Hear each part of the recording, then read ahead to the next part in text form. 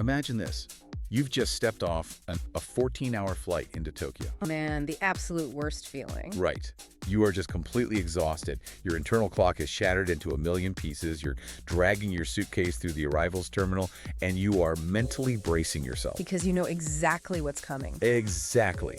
You're preparing for that infamous, soul-crushing 2-hour line just to exchange your train pass. Yeah, that line is legendary, and not in a good way. But then you finally round the corner to the ticket office, and the line is gone. Wait, like completely gone? Just completely gone. In its place is a row of sleek little machines. You walk up, you scan your passport, the machine beeps, prints your pass, and you're on a train heading into the neon glow of the city like 5 minutes later. I mean, that sounds like a total fantasy. Honestly, for anyone who has traveled to Japan in the last decade, that brutal line at the airport was just, well, it was an accepted, painful tax on your time. It was the price of entry. But it is not a fantasy anymore. Today, we are taking you through a massive stack of municipal transport data, tech teardowns, and local policy announcements. There is a lot to cover. There really is. Because our mission for this deep dive is to help you master Japan's radical 2026 transport rules, the sweeping pricing overhauls, and the essential travel hacks you absolutely need to know. And you really do need to know them because it's a completely rewired landscape out there. The rules of the game have fundamentally changed. They really have. Right off the bat, we're going to dive into the 3 biggest mind-blowing changes hitting travelers right now. Starting with that airport line, right? Yes, we're talking about the evolution of the JR Pass that finally and thankfully kills those dreaded ticket lines. Thank goodness. Right. And then we're going to unpack a deeply controversial new dual pricing system on Kyoto buses that is literally charging tourists double the local rate. That one is causing a huge stir. Absolutely. And then we're going to give you the ultimate God-tier digital tools that you need to download to actually navigate this new reality. You know, if you look at all of this data collectively, all the sources we've been going through, there is this fascinating overarching philosophy driving every single one of these changes. We mean like a master plan. Yeah, exactly. Japan in 2026 has definitively shifted. For years leading up to the 2025 Osaka World Expo, the goal was simple. It was just attract as many visitors as humanly possible, open the floodgates. Right, the sheer volume approach. Exactly. But under the new administration, that era of sheer volume is officially over. We've entered the era of what they call smart visitor management. Smart visitor management. Okay, so what does that actually look like on the ground for you as a traveler? Well, it means they're aggressively using advanced tech, massive physical infrastructure redesigns, and dynamic pricing to strike a balance. A balance between the tourists and the locals. Yeah, right. They want to provide an incredible tourist experience, obviously, but they absolutely must protect their local communities from just being overrun. Makes sense. So every single pass, every app, and every bus fare we're going to examine today connects back to that one single goal: managing the physical flow of human beings so the country's infrastructure doesn't just, buckle under the weight of its own popularity. That makes perfect sense, and honestly, it directly impacts your wallet, your schedule, and your sanity when you travel. It really does. So let's put ourselves right at the beginning of the journey. You land at the airport, you've cleared customs, and the very first thing you need is your transit pass. I mean, you cannot move without it. Let's talk about the ticketing revolution, starting with the JR Pass. Right. And to understand the magnitude of this, we really need to look at the official JR East announcements that rolled out early in 2026. The entire ecosystem has been refreshed, and, well, we have to be upfront about the economics here. Yeah, the prices are up significantly. They really are. If we look at the numbers, the JR East Pass is now sitting at 35,000 yen for 5 days, or 50,000 yen for 10 days. That's a big jump. It is. And the Hokuriku Arch Pass is up to 35,000 yen. Even the Tokyo Wide Pass, which, was always the budget-friendly favorite for exploring the suburbs around the capital, that's bumped up to 16,000 yen. Right. I look at those numbers and I have to ask, are they just cashing in on the tourism boom? Or is there an actual structural reason they are pushing these prices so high?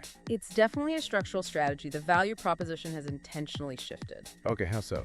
Well, yes, the prices have increased, but the geographic areas you can access with these passes have expanded massively. Interesting. Take the JR East-South Hokkaido Rail Pass, which is now 40,000 yen.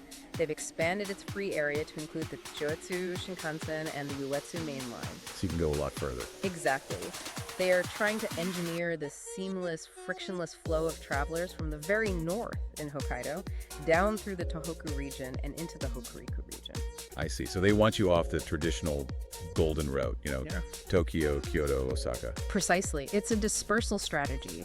The expanded areas on these passes are essentially a financial carrot to lure tourists into quieter, underexplored regions. Because if the pass covers it, why not go? Right. The logic is simple. If the pass makes it financially seamless to take a bullet train to Niigata or Akita, more people will go there. And that directly relieves the intense pressure on the major hubs. Okay, but let's be real. Millions of people are still going to land in Tokyo Yeah. and want to stick to the major hubs. Of course. But the best news for you, the absolute ultimate hack of 2026, is how you actually get this pass into your hands. This is the game changer. It really is. Starting April 1st, 2026, if you book your pass via the official Japan Rail Pass reservation site, the dark days of waiting at the Midori no Madoguchi, those green ticket windows with the endless switchback lines, they're completely over. Which is just a monumental logistical shift. You literally just walk up to a designated ticket machine. These are installed at all the major entry points: Radiator Park Port, Haneda, Tokyo Station, Shinjuku. And these aren't just normal ticket machines. No. The machine has a built-in passport reader. You scan your passport, it verifies your entry status, and it auto-issues your pass and any reserved seat tickets you booked online. It's done in like 60 seconds. Yeah. But I'm curious about the mechanics here. How does a machine actually know I'm a tourist? Is it like looking at the physical sticker that immigration puts on my passport? It's actually a fascinating piece of back-end integration. When you go through Japanese immigration, they scan your passport and update a centralized database, confirming you entered under a temporary visitor status. Okay, so it's all in the cloud somewhere. Right. So when you place your passport on the JR ticket machine's glass reader, it reads the MRZ, that's the machine readable zone at the bottom of your photo page. The 2 lines of text with all the chevrons? Exactly. It instantly pings that immigration database via a secure API. If the database returns a, yes, this person is a temporary visitor, the machine prints the ticket. Wow. So it's not trying to visually read a shiny sticker at all. It's talking directly to border control. Precisely. And we have to look at why they invested millions into developing this specific hardware. It wasn't just to be polite and save you time. It never is. Right. Exactly. When Japan fully reopened after the pandemic, the surge of incoming tourists literally broke their manual processing systems. Oh, I remember seeing the videos on social media. People were waiting 3, sometimes 4 hours in line, sitting on their suitcases just to hand a piece of paper to a clerk behind a glass window. It was awful. The human bottleneck was entirely unsustainable. Think about the old process. You had a highly trained JR staff member spending 10 to 15 minutes per tourist. Doing everything by hand? Yeah, they had to manually inspect the passport, flip through the pages to find the temporary visitor stamp, manually type the details into their terminal, and then print and stamp paper tickets. So if a family of 5 walked up, That was an hour gone, just for one group. So by deploying these passport reading machines, JR is using hardware to solve a massive logistical crisis at the point of entry. it's basically the difference between waiting in line for a bank teller to withdraw $20 versus finally getting an ATM. That's a great analogy. It completely changes the entire mood of your arrival. You go from feeling like cattle in a holding pen to feeling like a VIP breezing through. And it perfectly sets the tone for that smart visitor management we're talking about. They process you efficiently so you can disperse out of the airport and into the city immediately. But here's where it gets really interesting to me, and honestly a bit paradoxical. Yeah, so on one hand, JR is automating and digitizing the pass redemption, and we all know you can put a digital Suica or Pasmo transit card right on your Apple Wallet, right? Very sure. But at the exact same time, in May 2026, they are officially launching a brand new physical IC card called the Tourist PASMO. Yes, the Tourist PASMO. It's aimed primarily at short-term visitors. Right. You buy it at Narita for 2,000 yen or at Haneda with flexible pricing up to 10,000 yen. It's a 28-day physical plastic card. No deposit, no refunds. Okay, so what's the paradox? Well, let me push back on this. If everything is going digital and they are pushing automated machines, why on earth are they taking a step backward and launching a physical piece of plastic in 2026? Why can't everyone just use their phones? It seems totally contradictory, I agree, until you dive into the tech teardowns regarding international smartphone compatibility. Okay, lay it on me. This is a massive blind spot for a lot of travelers. The technology used for mobile transit gates in Japan relies on a very specific proprietary NFC chip standard called Felica. Felica. I've heard that term floating around, but what does it actually mean? So Sony developed Felica decades ago, specifically for the Japanese transit system. The absolute core requirement was that a commuter had to be able to tap their card and have the gate open in 0.2 seconds. 0.2 seconds. That's incredibly fast. It has to be. Standard NFC technology, the kind you use to tap a credit card at a coffee shop back home, that takes about half a second to a full second to authenticate. Which doesn't sound like a long time, really, until you have 10,000 people trying to sprint through Shinjuku Station during rush hour. Exactly. Half a second of delay per person would cause a lethal crowd crush. The flow would just stop. So Japan mandates Felica for its transit gates because it processes in milliseconds. Makes sense. Now, a few years ago, Apple decided to put the Felica chip into every single iPhone sold globally. That's why you can easily load a Suica card into an Apple Wallet no matter where you buy your phone. Okay, so iPhone users are fine. Right. But the Android ecosystem is heavily fragmented. To save pennies on manufacturing costs, most Android phones sold in the US, Europe, and Australia do not include the Felica chip. They only have standard NFC. Oh, so if I show up in Tokyo with a Samsung Galaxy that I bought in Chicago, You are entirely locked out of the Japanese mobile transit network. Yeah, you can hold your phone up to the gate all day and absolutely nothing will happen. The hardware simply cannot speak to the gate. that is a huge problem. And remember, we are dealing with millions of tourists. If you leave huge swaths of Android users stranded without a tap-and-go card, they have to buy individual paper tickets for every single subway ride. Which creates chaos at the ticket machines all over again. Exactly. Okay, that makes total sense. It's like trying to plug a 110-volt American appliance into a 220-volt European outlet. The hardware just doesn't match. So this Tourist PASMO is a functional necessity to bridge this technological gap. Exactly. But, and this is where it gets clever, they didn't just issue a boring gray piece of plastic.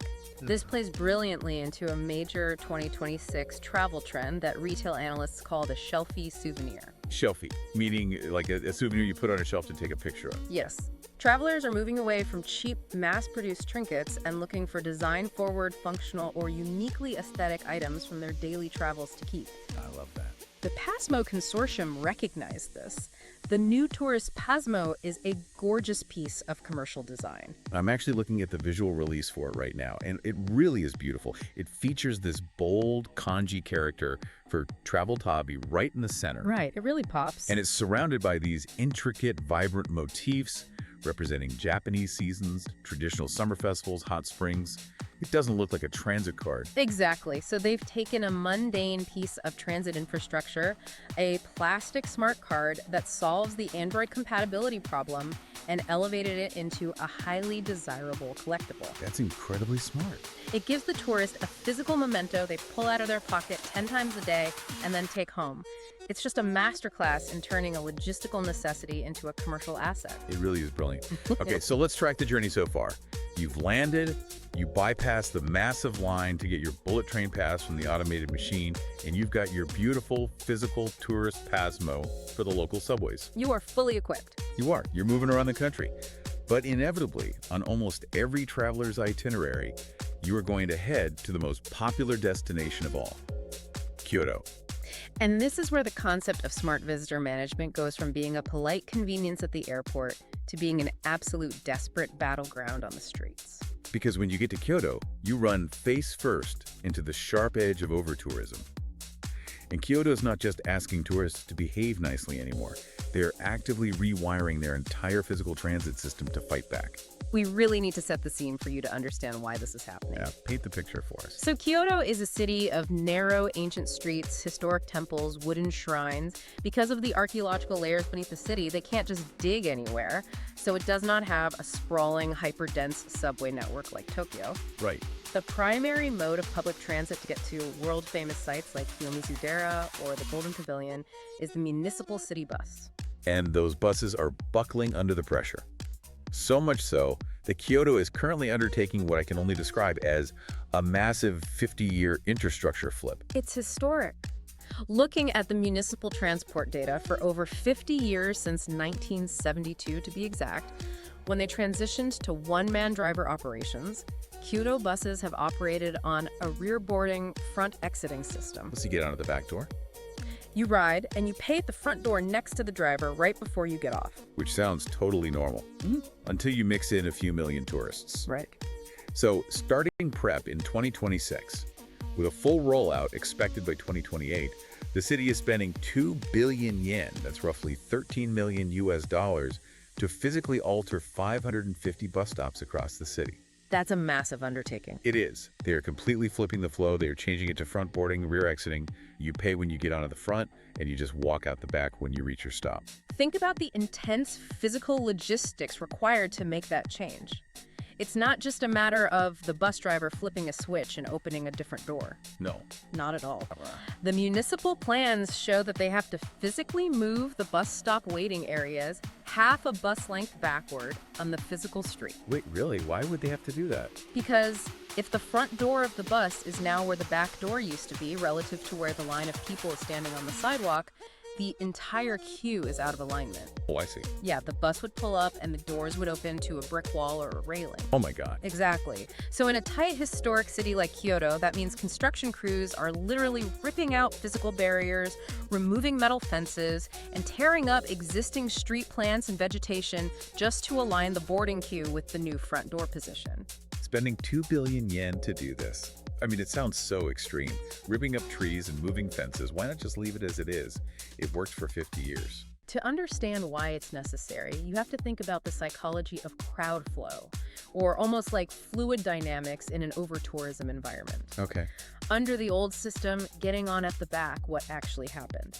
Imagine a group of tourists boarding with massive hard-shell suitcases. I can picture it perfectly. They get on at the back door, but they refuse to move down the narrow aisle toward the front because they don't want to drag their heavy luggage over the bumps and past other people. I've literally been on that bus. Yeah. It is a wall of humans and Samsonites right at the back door. Exactly. So the back half of the bus is instantly packed to maximum capacity, but the front of the bus near the driver is completely empty. Because nobody can get past the back. Right. And then when a local resident tries to exit from the front door at their stop, they have to push their way past all those tourists. At the same time, those tourists are trying to exit, fumbling with unfamiliar foreign coins at the driver's fare box. It's a double bottleneck. You can't get in because the back is blocked by luggage, and you can't get out because the front is blocked by tourists trying to figure out how to pay. The delays were catastrophic.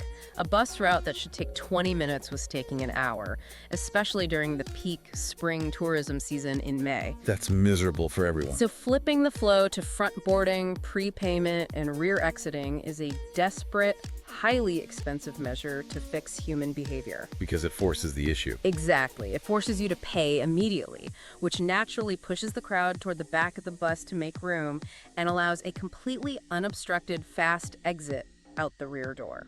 It's wild that it takes a 2 billion yen street renovation to solve what is essentially a luggage traffic jam. It really is.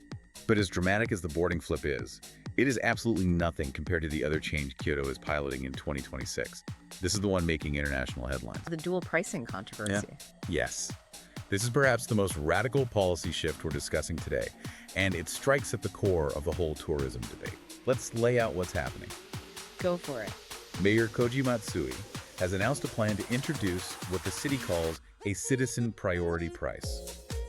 Essentially, the standard flat fare for a city bus, which is currently 230 yen, will actually drop to 200 yen for Kyoto locals. Which sounds great for them. Right. But for tourists and non-residents, that fare is going to jump up to 350 or even 400 yen. That is nearly double the price for the exact same ride, depending entirely on where you live. Now, mechanically, how do they actually pull this off? It's easy to say charge tourists more, but how does the bus driver know if you are a local or a tourist from New York or even a Japanese tourist visiting from Tokyo? Right, they aren't checking IDs at the door. Exactly. And that is where the digital infrastructure integration comes in. In 2026, they are running a sophisticated technical trial that links the Japanese MyNumber card directly to transportation IC cards. Okay, what is a MyNumber card? It's Japan's national digital ID system for residents. It contains your tax info, your social security details, and crucially for this, your registered home address. The address is the key. Yes. The trial allows a Kyoto resident to securely link their MyNumber data to their everyday transit card, like an ICOCA or Suica card. So your little plastic transit card is secretly digitally tagged with your zip code. Exactly. So when a local boards the bus and tacks their card on the new front fare box, the system reads the chip, instantly recognizes the encrypted MyNumber linkage, proving they are a Kyoto resident, and deducts the discounted 200 yen local fare. Okay, and for everyone else? When a tourist, or literally anyone without a Kyoto-registered MyNumber card, taps their card, the system simply defaults to the standard 400 yen tourist fare. Wow. Now, I want to be very careful here. Looking at the civic debates and local news reports in our sources, we really have to present this impartially. Yeah. Because this policy has ignited a massive, fiery debate with very strong, very valid viewpoints on both sides. We aren't taking a stance. We're just breaking down why this is such a lightning rod. Right, it's a deeply complex socioeconomic issue with no easy answers. Let's start with the perspective of the Kyoto locals. For them, this is a matter of basic urban survival. Yeah, the stories are pretty intense. There are heartbreaking comments from neighborhood associations pointing out that elderly citizens literally cannot access local hospitals or grocery stores because their neighborhood buses are packed to the brim with tourists. And beyond just the daily inconvenience, there's an intense municipal finance argument. What's the financial angle? Well, the local perspective is that day-tripping tourism generates surprisingly little direct tax revenue for the city government itself. Wait, really? With all those tourists? Think about it. A tourist comes in, takes a bus to the bamboo forest, buys some matcha ice cream, goes to a temple, and leaves. They spend money at private restaurants and private souvenir shops. Okay, so the businesses make money. Yes, but the city government bears the intense financial burden of maintaining the roads, replacing the worn-out buses, managing the overwhelming amount of trash, and paying for crowd control. I see. So the locals feel they are suffering all the negative aspects of overtourism, the noise, the crowds, the traffic, without seeing a proportional benefit to their community services. Exactly. Therefore, they believe tourists should pay a significant premium to subsidize the public transit systems they are overwhelming. Okay, so that's the local view. But, flipping the coin, from the perspective of the tourists and outsiders, this feels intensely discriminatory. Naturally. In fact, historically, charging different prices based on residency actually violated Japan's road transport law. It was legally defined as unjust discriminatory treatment. Wow, I didn't know that. Yeah. It's only because of very recent emergency deregulation pushed by the Ministry of Land, Infrastructure, Transport, and Tourism that this dual pricing is even legally possible today. And it's incredibly important to clarify that outsiders doesn't just mean a foreign tourist from London or Sydney. A Japanese citizen taking a weekend trip from neighboring Osaka or a student visiting from Tokyo will also be hit by that 400 yen tourist rate. That has to sting. To them, it feels deeply alienating. They feel like they're being financially penalized in their own country just for crossing a city line. Right, if a Japanese resident from Osaka is suddenly paying 400 yen to ride a bus in Kyoto, while the person standing right next to them pays 200 yen, that breeds instant resentment. It feels like a shakedown. But if we connect this to the bigger picture, Kyoto is essentially acting as a regulatory laboratory for the entire country. So everyone is watching. Every single municipal government and tourism board in Japan is watching this 2026 MyNumber IC card trial with bated breath. Because if it works, If Kyoto proves that the digital database links hold up under pressure, and if they can weather the public relations backlash, other overcrowded sites are heavily predicted to follow suit immediately. like where? For instance, municipal reports specifically mention Himeji Castle as a prime candidate for this kind of tiered pricing.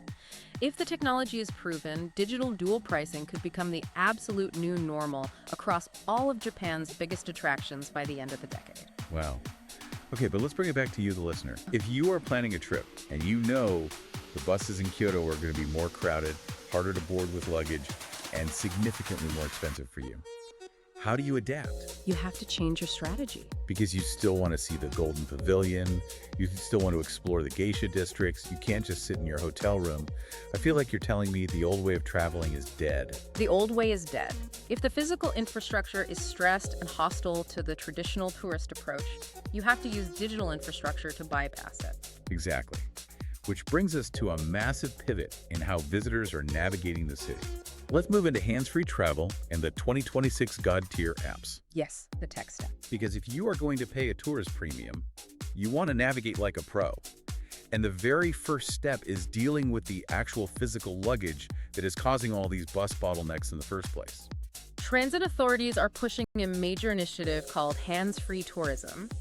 And the standout example here is the massive expansion of the Bikaraku Porter smart locker system. This is one of my absolute favorite logistical hacks. It's heavily integrated into Kyoto Station now, specifically with a huge new bank of units at the Karasuma exit. How does it work? The process is incredibly streamlined. You arrive at the station on the bullet train, and instead of dragging your bags to a bus stop, you drop your heavy suitcases into a Bikaraku Porter smart locker. Just leave them there. Yep. You tap the screen on the locker to register your hotel details, and you walk away. A dedicated delivery service then extracts your luggage from the back of the locker and delivers it directly to your hotel room by that evening. You literally just walk away. You step off the Shinkansen, ditch the bag, and walk out into the city with nothing but a camera and a day pack. And it's vital to understand that this isn't just a luxury perk or a cute convenience for the wealthy traveler. This is a deliberate, calculated infrastructure strategy by the city. It's all connected. Exactly. By separating the tourist from their luggage immediately at the point of arrival, the city directly relieves the intense pressure on those Kyoto buses we just spent 10 minutes discussing. It's treating the disease, not just the symptom. If the tourist doesn't have the massive hard shell luggage, the bus aisle isn't blocked, the locals can get on, and the whole transit system breathes easier. It's a micro solution to a macro problem. Exactly. Okay, so your bags are magically heading to your hotel. You are standing outside Kyoto Station. Now you need the 2026 app stack. The God tier tools. Tech reviewers and travel experts are calling these the God tier apps, and they are absolute game changers. I am so excited about these because they completely change the power dynamic of your trip. The digitalization of the tourist experience has really matured.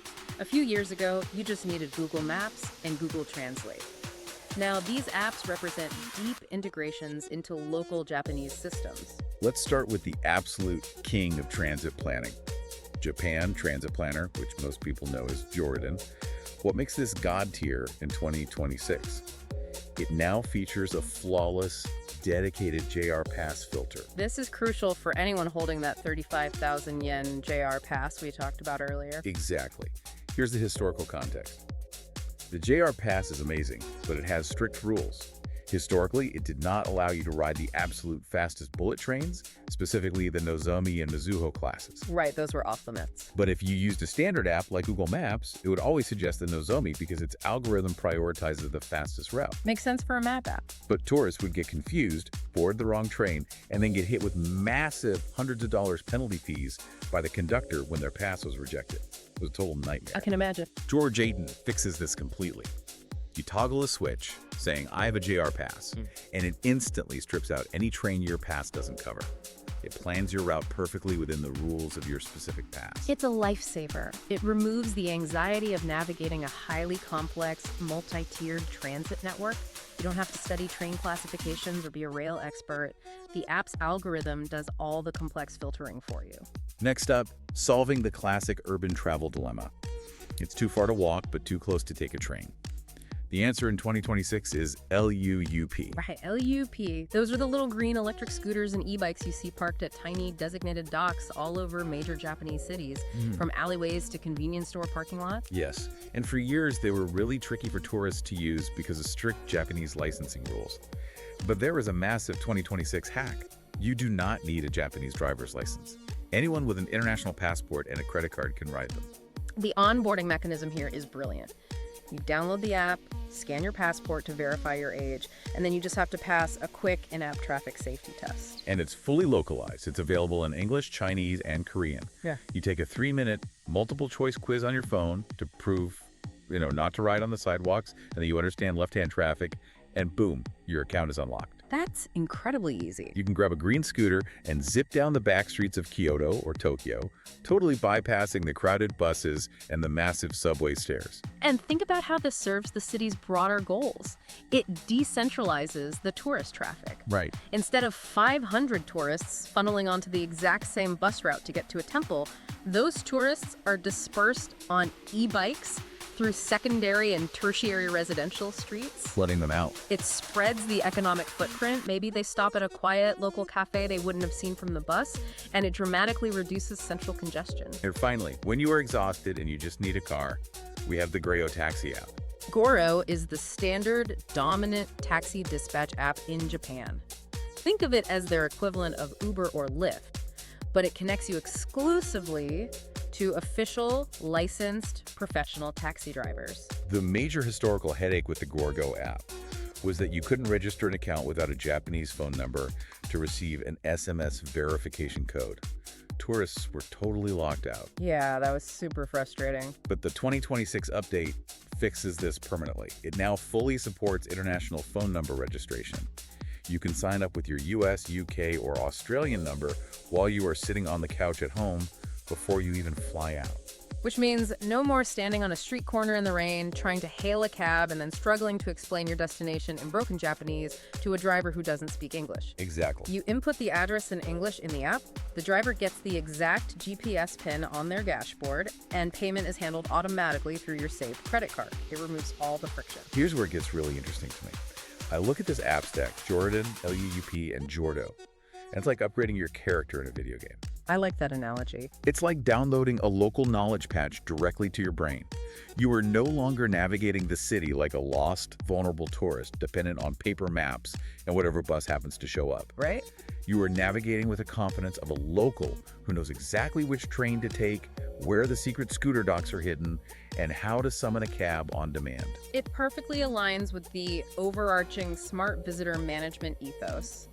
Educated, digitally equipped tourists are vastly less disruptive to the local environment than confused, lost tourists who are creating bottlenecks at train stations and on buses. It's a win-win for everyone. Right. Okay, so we've covered how you move around, how you skip the lines, and how you dodge the crowded buses. Yeah. But there's a hidden layer to all this adaptation. The financial side. Yes, we need to talk about how you pay for the trip itself. Yeah. Because the philosophy driving those dual pricing bus fares in Kyoto is also radically changing how you shop, how you stay, and the true out-of-pocket cost of your vacation. This is a massive financial shift, and it requires a major adjustment in expectations for anyone who has traveled to Japan before, because the baseline economics of a Japanese vacation are changing. Let's start with shopping. For years, Japan has been globally famous for its incredibly easy go to a massive store like Don Quixote or a department store like Mitsukoshi. You buy $100 worth of matcha snacks, electronics, and skincare. Yeah. You show your passport at a special register, and boom, they instantly knock the 10% consumption tax off the price right there. It's just right off the top. You pay less out of pocket immediately. It was famously convenient, but looking at Ministry of Finance policy shifts starting around November 2026, that entire system is undergoing a massive logistical overhaul. Prepare yourselves. The instant in-store tax-free discount is ending completely. This is huge for anyone who loves shopping in Tokyo. What replaces it? A refund-based system, similar to what you see in many European countries. Travelers will now have to pay the full tax-inclusive price at the cash register in the store. Okay. Then, when they are leaving the country, they must take their receipts, their proof of purchase, and the physical items to a dedicated customs counter at the airport to claim their 10% refund before they fly out. Wait, so you're telling me I have to front the 10% tax out of my own travel budget for my entire trip and then queue up at the airport to try to get my own money back? That's the new reality. Why are they doing this? It seems like a massive step backward in convenience. Isn't the whole point of tax-free shopping to stimulate the economy and get tourists to buy more? Aren't they worried this friction will just stop tourists from buying things entirely? They are willing to accept a slight dip in tourist spending because the alternative was bleeding billions of yen. The policy change is entirely about closing a massive, highly lucrative criminal loophole. Criminal loophole? How so? Under the old system, sophisticated, organized resale rings were exploiting the instant discount. Imagine a syndicate. They hire 20 tourists. Okay. These tourists go into luxury boutiques in Ginza and buy 20 designer bags, high-end Rolex watches, or hundreds of iPhones, all completely tax-free at the register. Because they technically have a temporary visitor stamp in their passport. Right. But instead of taking those luxury goods out of the country, as required by law, the tourists step outside the store, hand the goods to a local broker, get paid a small fee, and fly home empty-handed. Whoa. That local broker then illegally resells those designer bags domestically within Japan to local buyers at a slight discount, completely evading the 10% consumption tax. It's tax arbitrage on a massive scale. Is insane. The Japanese government was losing billions of yen in tax revenue to these sophisticated resale rings. Wow. I had no idea it was that organized. Yep. So the instant discount was just way too easy to exploit because there was no final check to ensure the goods actually left the island. Exactly. By forcing you to claim the refund at the airport, immigration and customs officials can verify that the goods are actually, physically, in your suitcase and leaving the country before handing back the tax money. It completely kills the domestic resale loophole overnight. Okay, intellectually, I understand why they have to do it to stop the black market. Yeah. But practically for you, the listener, planning your 2026 trip, this drastically changes your immediate out-of-pocket cost. It really does. You need significantly more liquid cash or credit on hand to absorb that 10% tax while you travel, hoping to get it back later. And crucially, it massively changes your departure logistics. Absolutely. If millions of tourists now have to line up at Narita and Haneda to physically show their purchases and get their tax refunds, those lines are going to be brutal. You're swapping one line for another. Think about it. You might have brilliantly bypassed the JR Pass line on arrival thanks to the automated machines, but you were going to pay for it with a massive tax refund line on departure. You will need to get to the airport significantly earlier. It's a profound shift in the friction of spending money in Japan. And the financial shifts don't stop at retail. Municipal data indicates that local governments are getting much more aggressive about collecting revenue directly from tourists to fund infrastructure. We're looking at Kyoto again here as the prime example, right? Always Kyoto. They are pushing their tiered lodging tax significantly higher. For luxury stays, think high-end hotels or traditional ryokans. This tax is expected to reach up to 10,000 yen per person per night. That's roughly $65 US. Think about the math on that. A couple staying in a high-end Kyoto ryokan for 3 nights is paying almost $400 just in local municipal taxes, completely on top of the actual room rate. And furthermore, looking just a bit further over the horizon, the policy roadmaps mention that by 2028, Japan is preparing to launch JESTA. The Japan Electronic System for Travel Authorization. Right, it's exactly like the US ESTA or the European EDS system. It means that even if you are from a visa-exempt country like the United States, the UK, or Australia, you will no longer be able to just buy a ticket and show up. You have to get pre-cleared. You will have to apply online, pay a processing fee, and get digital pre-authorization before an airline will even let you board a plane to Japan. This raises a really important question, synthesizing everything we've discussed in this section. What's that? With the end of instant tax-free shopping, the rise of 10,000 yen per night luxury lodging taxes, the 400 yen dual pricing bus fares, and the upcoming JESTA application fees. Are we witnessing the end of the budget golden route vacation? It really feels like it. Yeah. Backpacking cheaply through Tokyo and Kyoto, subsisting on convenience store food and riding cheap buses is getting structurally and financially harder. Japan is sending a very clear, unapologetic economic signal to the world. They're prioritizing the quality of the local environment over the sheer volume of visitors. They don't just want numbers anymore. Exactly. They are deliberately pivoting toward a model where tourists are required to contribute directly and significantly to the upkeep of the infrastructure they consume. The message is, if you want to experience the magic of Kyoto, you have to help pay for the maintenance of Kyoto. It's the ultimate expression of that smart visitor management we started with. They aren't closing the borders, they are just making sure the borders and the cities within them are actually sustainable. Exactly. Okay, we have covered a staggering amount of ground today. Let's pull all this together and do a quick recap of the journey. We started with the joy of arrival, the amazing ability to completely skip the grueling JR Pass lines by scanning your passport at the new API-connected automated machines. It's such a relief. We talked about the beautiful Tourist PASMO, a physical card that brilliantly solves the Felica tech glitch for Android users while giving you a literal piece of art to take home. We then ventured into the Kyoto laboratory, detailing the staggering 2 billion yen physical street overhaul to create fluid front-boarding buses. Ripping up those trees and fences. Yeah, and of course the highly controversial MyNumber dual pricing system, charging tourists more to protect local transit access. We gave you the digital survival toolkit. Bikaraku Porter smart lockers to ditch your luggage, Jordan to filter your bullet trains, LUUP for your scooters, and Go for your taxis. The God-tier apps. And finally, we face the financial realities of 2026. The death of instant tax-free shopping due to luxury resale rings and the rise of local infrastructure taxes. It is a vastly different landscape than even 3 years ago. So what does this all mean for you, the listener planning your trip? It means your 2026 trip requires less waiting in physical lines at the airport, but it demands a lot more digital preparation before you leave. Do your homework. And a genuine willingness to adapt to local rules and local prices once you arrive. The frictionless, cheap, unmanaged travel of the past has been replaced by structured, managed travel. And I'd like to leave you with a final thought to mull over, building on the mechanisms we explored today. Go ahead. We've seen how Japan is using MyNumber ID cards linked to IC chips to effortlessly and instantly charge tourists a different price than locals on a city bus. The hyper-efficient digital dual pricing. Yes. As global cities everywhere, from Venice to Barcelona to Amsterdam, struggle with the exact same crises of overtourism and infrastructure strain, is Japan's hyper-digital, seamless dual pricing system going to become the new global standard for travel? Wow, that is a wild thought. Next time you tap your transit card or your phone in a foreign city, ask yourself, are you really paying the same price as the person standing right next to you?